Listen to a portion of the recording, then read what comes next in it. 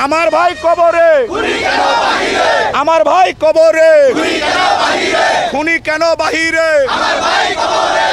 আমরা আজকে বিজয় র্যালি করলাম। আজকের এই বিজয় র্যালি থেকে অতি দ্রুত যে সকল আওয়ামী লীগের দোসররা আমাদের ভাইদেরকে পাখির মতো গুলি করে হত্যা করেছে, নির্বিচারে গুলি করে হত্যা করেছে, সেই সকল দোসরদের বিচারের দাবি জানাচ্ছি। তাদেরকে আইনের আওতায় আনার জন্য জোর দাবি জানাচ্ছি ঢাকা জেলা ছাত্রদলের পক্ষ থেকে, ঢাকা জেলা উত্তর ছাত্রদলের পক্ষ থেকে।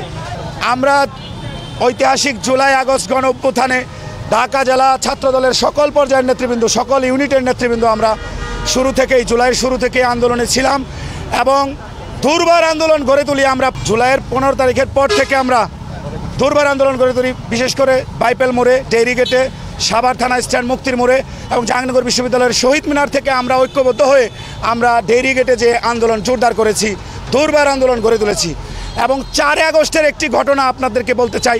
4 আগস্টে আমরা ছাত্র জনতা, শ্রমিক জনতা, সকল শ্রেণী পেশার মানুষ, আমরা ঢাকা জেলা উত্তর ছাত্রদলের নেতৃবৃন্দ, বিএনপির নেতৃবৃন্দ এবং সম্মানিত শিক্ষক মহোদয়, ছাত্র জনতা, ছাত্রদলের নেতৃবৃন্দ আমরা ঐক্যবদ্ধ হয়ে যাই।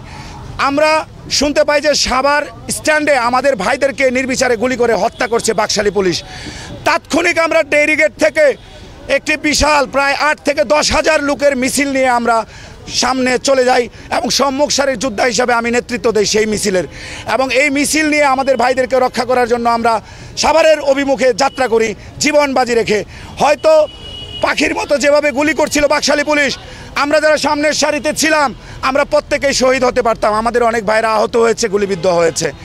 এই আওয়ামী লীগের দোসরদের এবং এই বাকশালী পুলিশের সদস্যরা যারা এই বাইপেল থানায় নৃশংস ঘটনা ঘটিয়েছে, অমানবিক ঘটনা ঘটিয়েছে, মানুষ পুড়িয়ে হত্যা করেছে, যে সকল আইনশৃঙ্খলা বাহিনীর সদস্যরা, তাদেরকে খুঁজে বের করে তাদেরকে ফাঁসির দাবি করছি, তাদেরকে আইনের আওতায় আনার দাবি করছি। বিশেষ করে এই আওয়ামী লীগের দোসররা, ছাত্রলীগের সন্ত্রাসীরা সাভার আশুলিয়ায়, মুক্তির মোড়ে, সাভার বাস স্ট্যান্ডে যারা প্রকাশ্যে গুলি করে আমার ভাইদেরকে হত্যা করেছে, তাদেরকে এখনও গ্রেপ্তার করা হয়নি। যারা শীর্ষ সন্ত্রাসী, যারা ছাত্রলীগের শীর্ষ সন্ত্রাসী, তাদেরকে এখনও গ্রেপ্তার করা হয়নি।